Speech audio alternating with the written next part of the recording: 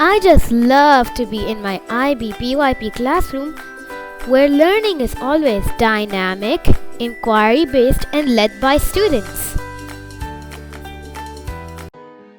Just another day in a traditional classroom.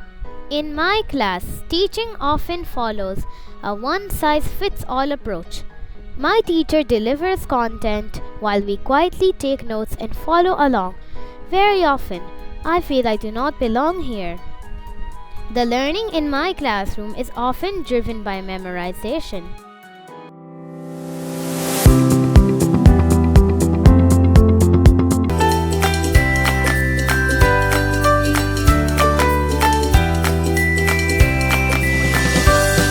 Any guesses? What are we going to inquire about today? Ma'am, I think we are going to learn about past history because I can see the pictures related to history.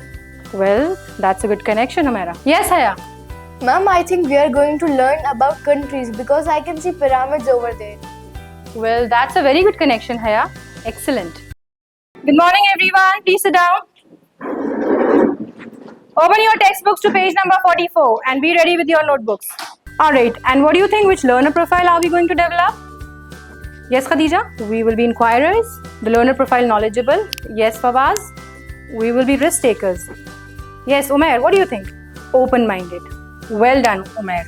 We are learning to be open-minded, inquirers, and knowledgeable.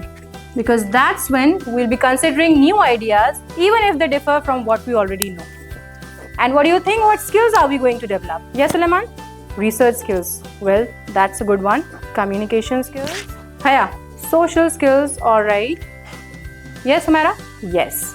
We are learning to use our thinking and research skills because we'll be analyzing the artifacts as we are learning from these artifacts about the past civilizations, thinking and research skills. Class, today we will be learning about ancient Egyptian civilization. I want you all to note down these key dates in your notebooks.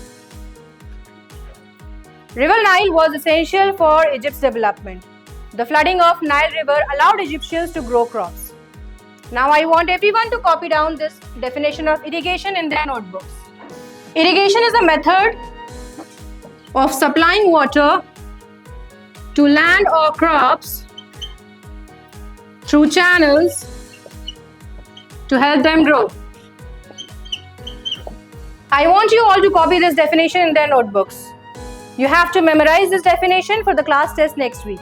So instead of me telling you everything, I want you to think how past civilizations might have shaped the world today. So can anyone share what they already know about past civilizations? Yes, Maria? I know the Romans built roads that connected their cities. Excellent.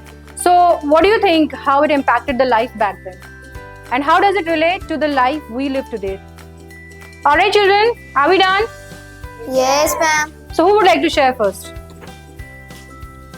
Yes, Alifa. They built big buildings and used school tools. Well, that's architecture. Remember pyramids of Egypt? Alright, anyone else? Suleiman. They had smart inventions.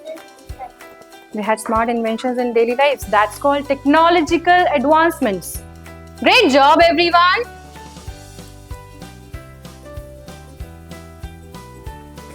Trade and commerce. Very good.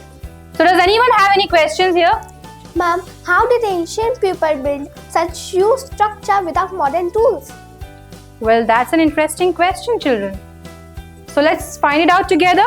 Yes. Look at the picture of River Nile in your textbooks. Irrigation was vital because it allowed Egyptians to grow crops. Without this, they wouldn't have been able to grow crops. And you need to remember when this flooding happened. It happened between June and September. Okay, so each group is going to research a different civilization. You have the choice to explore, choose how you want to share your presentations, and get your questions answered from other groups. Children, you can use these books and artifacts from your inquiry corner, and it's going to really help you in your research. Okay? And please, do not forget to cite your sources in your presentation. When did the flooding happen? June and September. Ma'am, why did they need irrigation if the river flooded every year? See, the flooding wasn't always consistent. Alright, so for homework, you all have to learn the definition of irrigation and the timeline of River Nile. But ma'am, why do they? No need to worry about the why right now. You just have to focus on the facts learned today. Alright, children, thank you so much.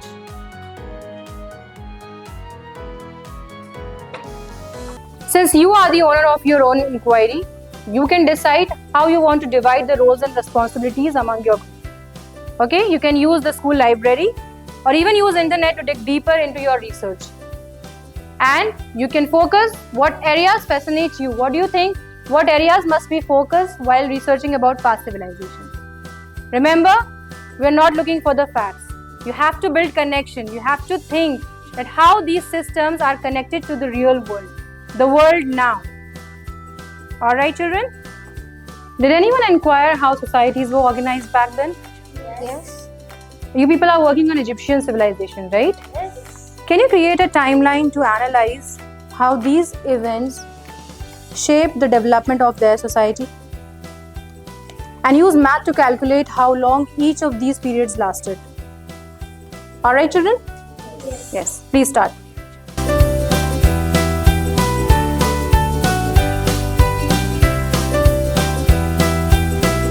Alright, wow, are we done with the timeline? Yes. Great. Would you like to explain? Yes. Ma'am, we found that the Old Kingdom lasted about 500 years. And during that time, they built pyramids. There were advances in the farming and the constructions. Wow. Yes. Are we ready to share? Yes. Ma'am, we noticed that many modern buildings are influenced by Greek architecture. Wow, that's a great observation. Alright, children. Now that we have learned about ancient civilizations, let's think about the lessons we can learn from them.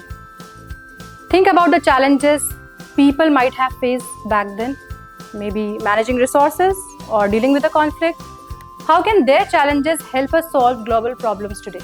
Ancient civilizations also had ways to solve problems and keep peace. We can use their ideas to help with today's conflicts and work towards creating peace. Exactly. That's the power of learning from history. It's not just about the past. It's about the lessons we learn from the past and then apply them to have a better future.